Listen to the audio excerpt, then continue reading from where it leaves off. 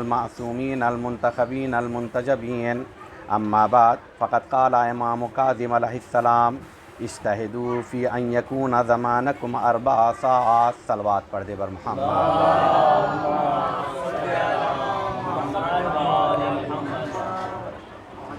عزیزان محترم، معزز سامعین، چونکہ ہم لوگوں نے شروع کیا ہے کہ گھر کے پروگرام میں کوشش یہ ہوتی ہے کہ وہ باتیں کی جائے جو ہماری زندگی سے ریلیٹ ہے اور ہماری زندگی میں بہت زیادہ اس کا اثر ہوتا ہے. اسلام کو اگر آپ دیکھیں گے تو اخلاقیات پر بہت زیادہ توجہ دینے کی بات کرتا ہے، بلکہ رسول اسلام کے سلسلے سے ہے. رسول اسلام خود ارشاد فرماتے ہیں وہ اس تو لأتمم مکارم الاخلاق، میں مبعوث ہی ہوا ہوں تاکہ مدارج اخلاق کو کمال تک پہنچاؤں اور تمام کروں. یعنی واقعاً اگر اخلاقی پیغام اور اخلاق کے اصول لینا ہے تو کسی اور در سے نہیں، وہیں سے آپ کو ملے گا جہاں سے خود اخلاق کامیابی کی منزلوں کو طے کرتا ہے. لہذا دنیا میں آپ آ کے دیکھیں، اخلاقیات کی جانب بہت زیادہ توجہ دی جاتی ہے اور اسلام نے سب سے زیادہ اس کی جانب توجہ دلائی ہے. میں ایک اگزامپل کی جانب توجہ دلاؤں گا اور ایک اگزامپل دوں گا تاکہ بات واضح رہے. خاص طور سے ہماری اپنی لائف میں بھی اور شادی شدہ زندگی میں بھی اس چیز کا بہت زیادہ خیال رکھنا چاہیے کہ انسان اخلاقیات کے ساتھ زندگی گزارے. لہذا آپ دیکھیں جو جس چیز کا ماہر ہوتا ہے اس کے پاس سوال کرنے کے لیے لوگ جاتے ہیں تاکہ صحیح جواب ملے. ایک کپل جس کو کہا جائے شادی کرنا چاہ رہے تھے تو شادی سے پہلے انہوں نے اپنے ایک ٹیچر سے جا کے سوال کیا. وہ ٹیچر میتھ کا اور گڑت کا ٹیچر تھا. اس کے پاس آئے اور آنے کے بعد سوال کرتے ہیں کہ یہ بتائیے اگر ایک لڑکا اور ایک لڑکی شادی کرنا چاہتے ہیں تو کون سی بات پر آپ زوم کریں گے کہ یہ چیز زندگی میں ہونا چاہیے. تو وہ سر کھڑے ہوئے. کھڑے ہونے کے بعد انہوں نے بورڈ پر ایک نمبر لکھ دیا. آپ اپنے ذہن میں لے کر آئیے، چاہے 2 نمبر لے لیجئے، 3 نمبر لے لیجئے. انہوں نے صرف ایک نمبر لکھا، بورڈ پر 2 نمبر لکھ دیا اور لکھنے کے بعد یہ کہتے ہیں کہ میں نے جو نمبر دیا ہے وہ کس وجہ سے دیا ہے. کہا ہم سب سے پہلے دیکھیں گے کہ ایک لڑکے اور ایک لڑکی کے اندر مینرز اور اخلاق پایا جاتا ہے یا نہیں پایا جاتا ہے. اگر اخلاق ہوگا تو میں 2 نمبر دوں گا، بہت بڑا نمبر نہیں دیا ہے. کہا پھر میں دیکھوں گا کہ اس کے پاس علم ہے تو ایک 0 بڑھا دوں گا. کتنا ہو جائے گا؟ 20 نمبر. کہا پھر میں دیکھوں گا کہ ظاہری حسن پایا جاتا ہے یا نہیں پایا جاتا ہے، ایک 0 اور بڑھا دوں گا. تو کتنا نمبر ہو جائے گا؟ کہا اسی طریقے سے ایک ایک خصوصیت اور ایک ایک صفت دیکھتا چلا جاؤں گا اور ایک 0 بڑھاتا چلا جاؤں گا. 20 ہوا، 200 ہوا، 2000 ہوا، 20,000 ہوگا. اسی طریقے سے عدد بڑھتا چلا جائے گا. یہ بہت خوش ہو رہے تھے، لیکن بعد میں پھر وہ سر اسی بلیک بورڈ کی جانب آتا ہے اور آنے کے بعد کہتا ہے کہ میں یہاں سے 2 نمبر مٹا دیتا ہوں. تو اب بتاؤ کیا بچا ہے؟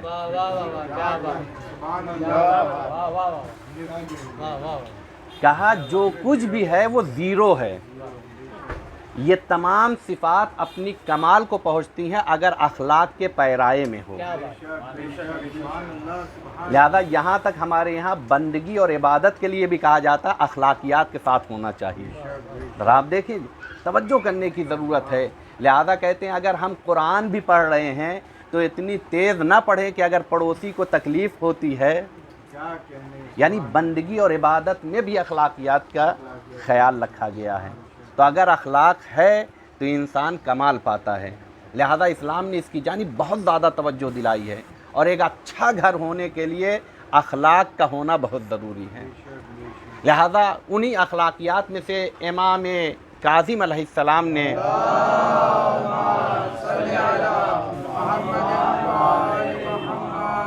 ایک بات کی جانب متوجہ کیا ہے. خود پہلے امام نے بھی کہا ہے اوصیکم بنظم امورکم، ہم تمہیں زندگی گزارنے کا طریقہ بتا رہے ہیں کہ تم میں اور جانوروں میں ایک فرق ہے. ان کی مرضی جب کھاتے ہیں، جب سوتے ہیں، جب چاہیں اٹھتے ہیں، لیکن انسان ٹائم ٹیبل کے ساتھ زندگی گزارے. لہذا وہی انسان کامیاب ہوتا ہے جو ٹائم ٹیبل کے ساتھ زندگی گزارتا ہے. کیوں؟ اس لیے کہ بعض لوگ کہتے ہیں ہمارے پاس تو وقت ہی نہیں ہے. جب آنے کے بعد ٹائم ٹیبل بناتے ہیں تو لگتا یہ ہے کہ کام کم خالی وقت زیادہ ہے. لہذا اس کی جانب متوجہ ہونے کی ضرورت ہے. معصوم نے متوجہ کیا ہے اوصیکم بنظم امورکم. ہمارے اور آپ کے ساتویں امام بھی متوجہ کر رہے ہیں اے لوگو کوشش کرو تم اپنے یہ دن کے اوقات کو 4 حصوں میں ڈیوائیڈ کرو. اجتہدو یعنی کوشش کرو. کس بات کی کوشش کرو؟ کہ ان تکون زمانکم، کہ تمہارے اوقات زمان کیسے ہوں؟ 4 ساعات، 4 حصوں میں 4 وقت میں ڈیوائیڈ ہو جائیں. اس میں سے پہلا حصہ کیا ہونا چاہیے؟ کہا ایک حصہ زندگی کا نکالو، وقت کا نکالو لمناجات اللہ، کہ آؤ اللہ سے گفتگو کرو. ہمارے پاس سب کے لیے وقت ہوتا ہے، خدا کے لیے وقت نہیں ہوتا ہے. اور یاد رکھیے ہمیشہ یہ ہوتا ہے کہ جب خدا سے بات کرنے کا موقع آتا ہے تو کام یاد آ جاتا ہے. آپ اکثر دیکھیے یہ بھی ایک امتحان ہے. لہذا کوشش کیجئے کہ اللہ سے بندگی سے بڑھ کر کوئی کام تو نہیں ہو سکتا ہے، کیونکہ اللہ نے کہا ہے وما خلقت الجن والانس الا لیعبدون، ہم نے پیدا ہی کیا ہے کہ تم عبادت خدا کرو. لہذا مناجات کے لیے وقت نکالے، ایک وقت اللہ کے لیے نکالے کہ آئے اللہ سے گفتگو کرے، اللہ سے باتیں کرے. دوسرا وقت کیا ہونا چاہیے؟ معصوم متوجہ کر رہے ہیں کہ تمہارا ایک حصہ، ایک وقت ہونا چاہیے رزق حلال کے تلاش کے لیے. کیوں؟ اس لیے کہ آدمی ہوا پی کے تو نہیں رہے گا، تو پھر کیا کرے؟ کہا رزق حلال کے لیے انسان وقت نکالے. اور رزق حلال انسان کی کامیابی میں بہت زیادہ اثر انداز ہوتا ہے. میں بہت زیادہ وضاحت نہیں کر رہا ہوں چونکہ یہ خود عنوانات ایسے ہیں کہ جس پر لقمہ حلال کی تاثیر کیا ہوتی ہے، لقمہ حرام کے نقصانات کیا ہوتے ہیں.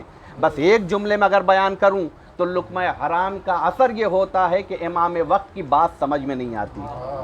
اور یہ ہم نہیں کہہ رہے ہیں، امام حسین نے اپنی زبان سے کہا ہے کہ تمہارا امام تمہیں بات کر رہا ہے، سمجھا رہا ہے، تمہیں سمجھ میں کیوں نہیں آتا؟ کیوں؟ اس لیے کہ تمہارے بطون لقمہ حرام سے بھرے ہوئے ہیں.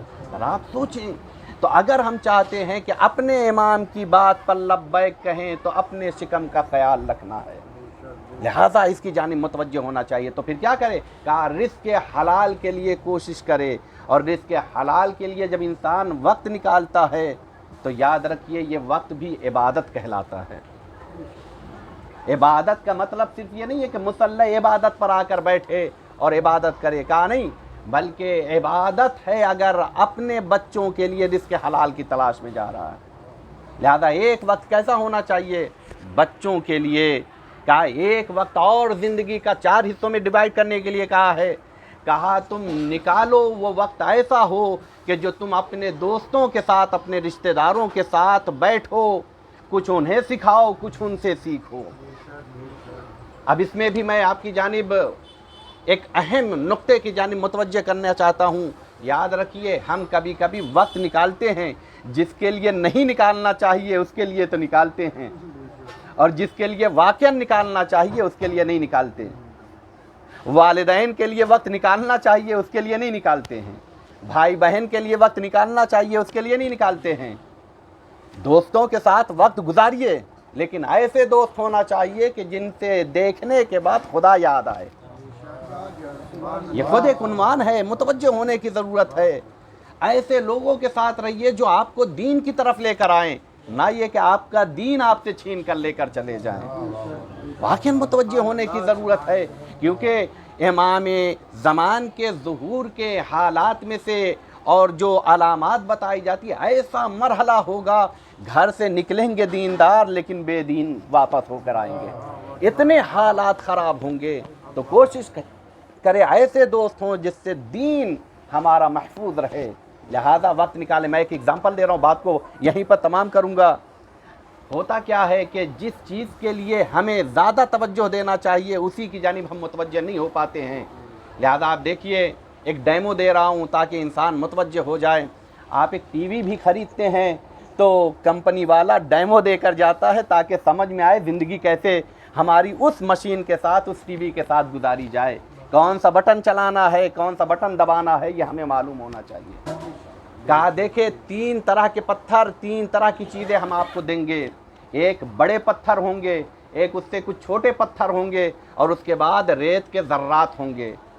2 طریقے سے آپ اسے ایک شیشی میں اگر رکھنے کے لیے کہا جائے تو پہلے مرحلے میں ہم چھوٹے ذرات ریت کو اگر رکھ دیں گے اور وہ ڈبے کو بھر دے تو بڑے پتھر اس میں رکھ سکتے ہیں؟ کہا جگہ نہیں ہوگا۔ کیوں؟ اس لیے کہ ان ریت نے جگہوں کو بھر دیا ہے۔ کہا پھر طریقہ کیا ہے؟ کہا طریقہ یہ ہے کہ سب سے پہلے بڑے پتھروں کو ڈالا جائے، کیونکہ بڑے پتھروں کے درمیان جگہیں بنی رہتی ہیں، پھر اس کے بعد چھوٹے پتھروں کو ڈالا جائے تو جو جگہ ہے آلریڈی اس جگہ پر جا کے وہ سیٹ ہو جائیں گے۔ اس کے بعد ریت کے جو ذرات ہیں انہیں جب ہم ڈالیں گے تو جو بچی ہوئی جگہ ہے اس میں جا کر وہ ہو جائے۔ اب اگر ہم نے اس ترتیب کا خیال رکھا تو ریت کے لیے جگہ ہے، لیکن اگر ہم نے ترتیب کو بدل دیا تو پھر بڑے پتھروں کے لیے جگہ نہیں ہے۔ ہماری زندگی میں ہوتا ہی ایسا ہے کہ ہم سوشل ورکر ہو جاتے ہیں، دنیا کے لیے کام کرتے ہیں، گویا ریت کے ذرات ہیں۔ اب نہ خدا کے لیے وقت نکلتا ہے، نہ والدین کے لیے وقت نکلتا ہے، نہ رشتہ داروں کے لیے وقت نکلتا ہے، لہذا پہلے بڑے پتھر کو رکھا جاتا ہے۔ تو وہ کیا ہونا چاہیے؟ کہا سب سے پہلے ہمارا خدا ہونا چاہیے۔ جب خدا کے لیے ہم زندگی گزاریں گے تو اس کے بعد چھوٹے پتھر یعنی ہمارے والدین کے لیے ہماری زندگی میں وقت ہوگا، اور جب ہم والدین کے لیے وقت نکالیں گے تو ان کی دعاؤں سے ہر کام کے لیے وقت ہوگا اور جگہ ہوگی۔ لہذا کوشش کرنا چاہیے کہ ہم آئیں اور اس طریقے سے زندگی گزاریں۔ میں نے بات کو تمام کیا۔ چوتھا حصہ ہماری عمر کا اور ہمارے وقت کا کیا ہونا چاہیے؟ کہا لذت حلال کے لیے نکالیں۔ لذت حلال کے لیے کیا نکالیں؟ کہا گھومنے جائیے۔ کیوں؟ اس لیے کہ اسلام گھومنے سے منع نہیں کرتا ہے، کھیلیے، کھیلنے سے اسلام منع نہیں کرتا ہے۔ ہاں اسلام کہتا ہے شرط لگا کے نہ کھیلو،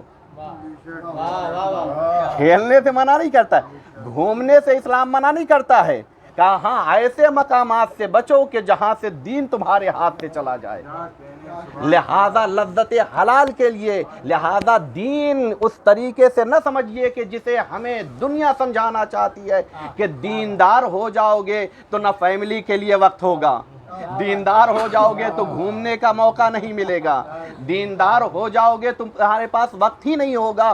حقیقی دین وہ ہے جو دوست کے لیے بھی وقت نکالنے کو کہتا ہے، حقیقی دین وہ ہے جو والدین کے لیے بھی وقت نکالنے کا کہتا ہے، اور لذت حلال میں ہے کہا اپنے بچوں کو اپنے ساتھ گھمانے لے کر جائیے۔ اب الگ بات ہے کہ جو جس مزاج کا ہوتا وہیں جاتا ہے، کوئی پارک میں جاتا ہے، کوئی روضے پر جاتا ہے، کوئی زری پر جاتا ہے۔ لہذا ایسا نہ ہو جائے کہ ہمارے بچوں کو ہم نے وہ راستہ نہ بتایا ہو۔ ایک وقت نکالیے جیسے دوستوں کے لیے نکالتے ہیں، اپنی فیملی کے لیے، اپنے بچوں کے لیے ان مقامات پر لے کر جائیے جس سے دین بڑھتا ہے، جس سے نور ایمان بڑھتا ہے۔ بچوں کو ان مقامات پر لے جائیے، کیونکہ قرآن نے کہا ہے سیرو فی الارض، گھومو پھرو، بہت کچھ سیکھنے کو ملتا ہے۔ اسلام گھومنے سے منع نہیں کرتا ہے کہ آپ ہوٹل میں بھی جائیے، روضے کے قریب کے ہوٹلوں میں رکیں گے تو وہاں پر بھی آپ امام کے لیے تڑپ رکھیں گے، ہوٹل میں وقت کم گزاریں گے، امام کی زری پر وقت زیادہ گزاریں گے۔ ایسے مقامات پر جائیے۔ تو اسلام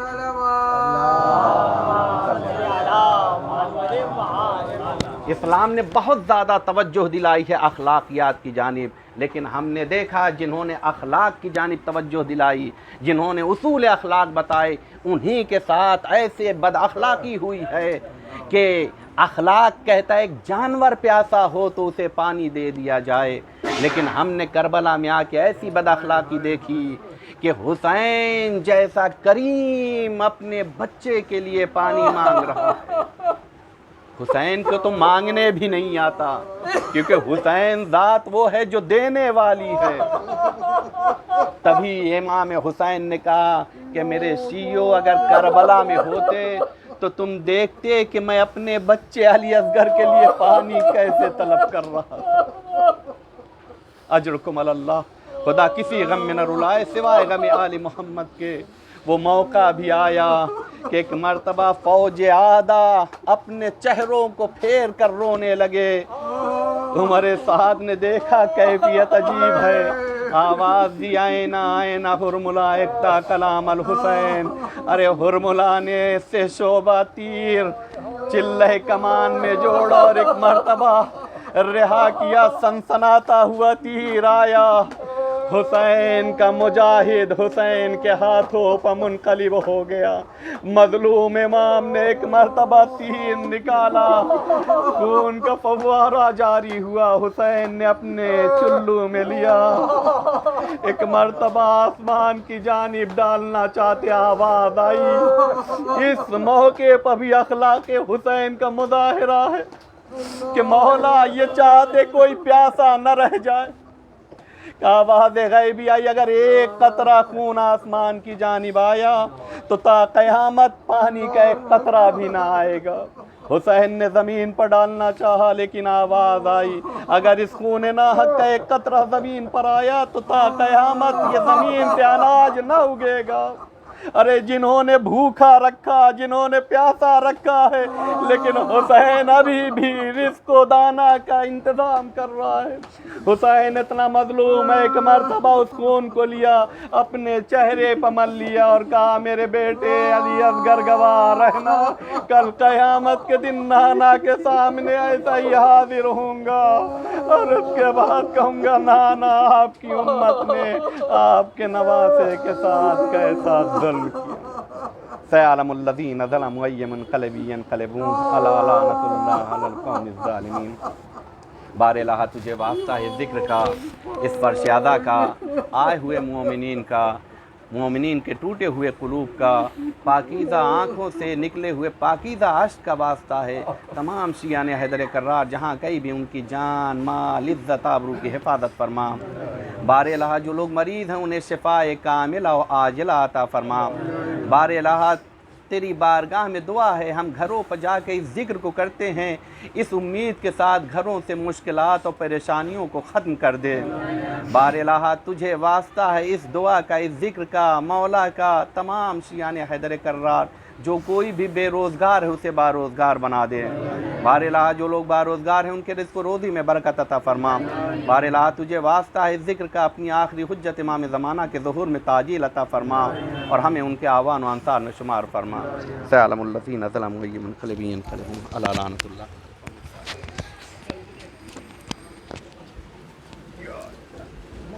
اس طرف زیارت آل یاسین۔ اعوذ باللہ من الشیطان اللعین الرجیم، بسم اللہ الرحمن الرحیم، اللہم صلی علی محمد وعلی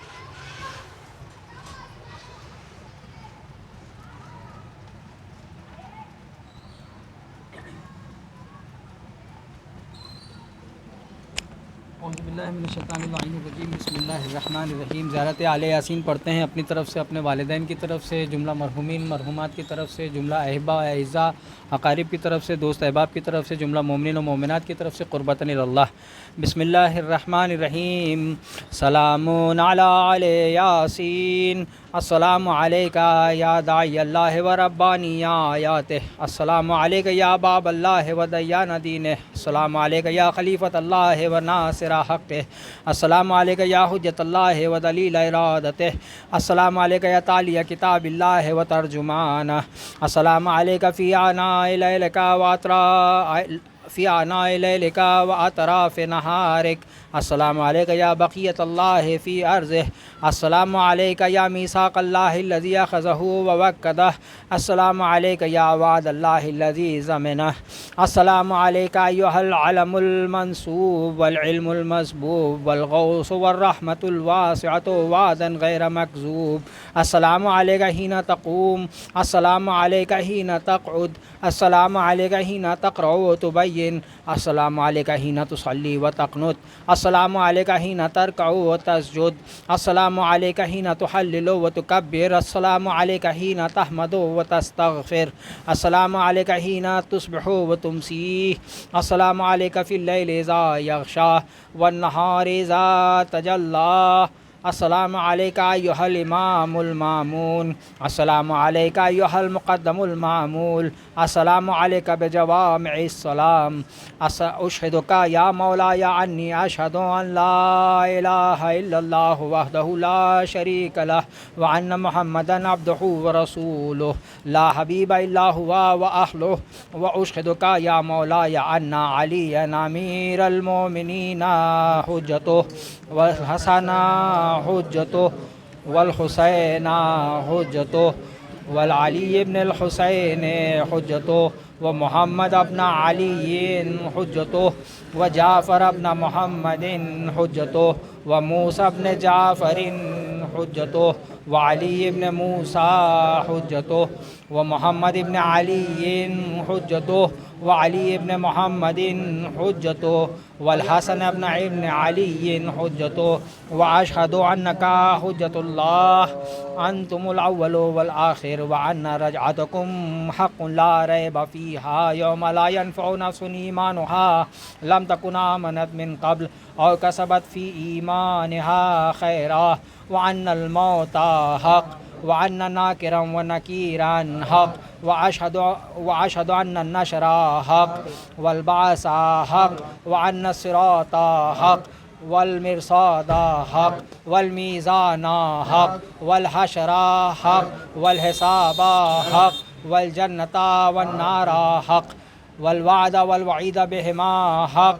يا مولاي شقي من خالفكم وسعيد من أطاعكم فاشهد على ما أشهدتك عليه وأنا ولي لك بريء من عدوك فالحق ما رضيتموه والباطل ما أسخطتموه والمعروف ما أمرتم به والمنكر ما نهيتم عنه.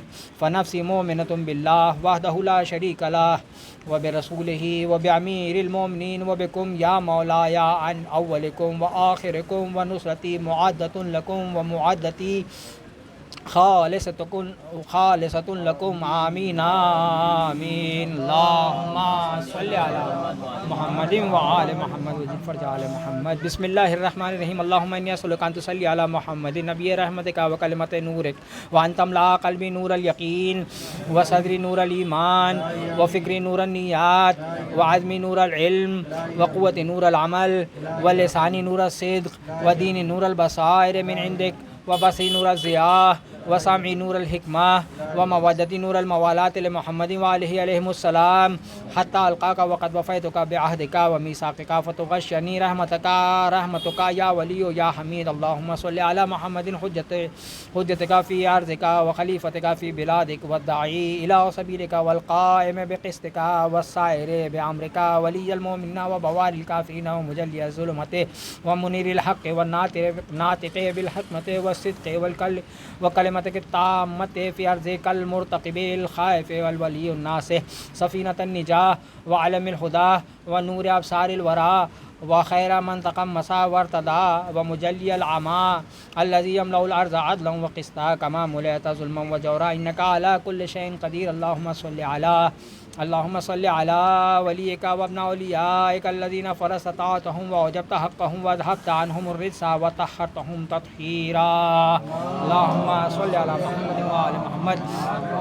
اللهم انصره وانتصر به لدينك وانصرنا به أولياءك وأولياءه وشيعته وانصاره واجعلنا منهم. اللهم أعذه من كل باغ وطاغ ومن شر جميع خلقك واحفظه من بين يديه ومن خلفه وعن يمينه وعن شماله وارثه وامنعه يوصلى إليه بسوء واحفظ فيه رسولك وعلى رسولك واظهر به العدل وأيده بالنصر وانصر ناصري واخذل خاذلي واقسم قاسمي واقسم به جبابرة الكفر واقتل به الكفار والمنافقين وجميع الملحدين حيث كانوا من مشارق الأرض ومغاربها برها وبحرها واملأ به الأرض عدلا وأظهر به دين نبيك صلى الله عليه وآله واجعلني اللهم من أنصاره وأعوانه وأتباعه وشيعته وارني في آل محمد الله آمين وارني في آل محمد عليهم السلام يا ما يعملون وفي عدوهم ما يحذرون إله الحق آمين يا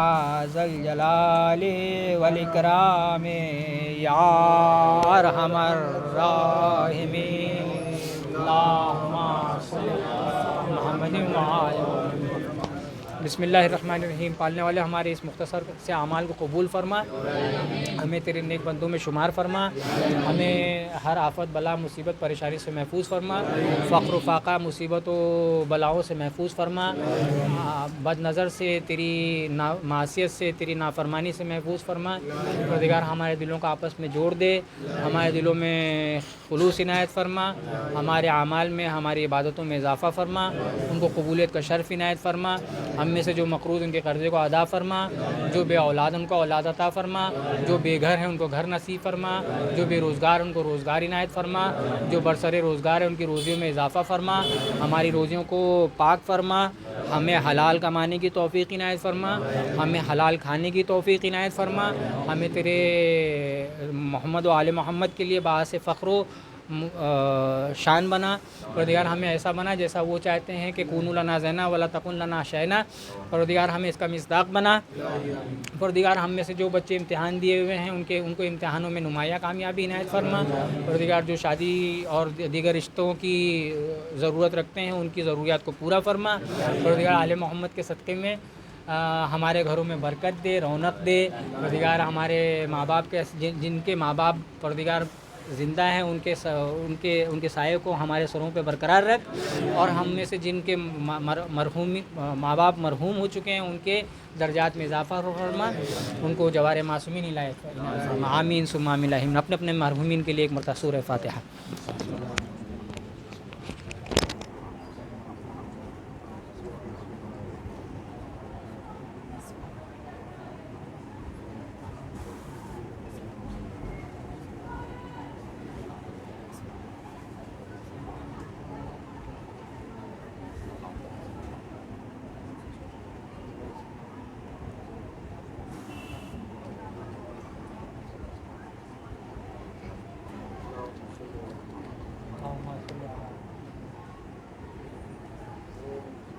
بھائی کے والد کی صحت یابی کے لیے باوال بلند صلوات.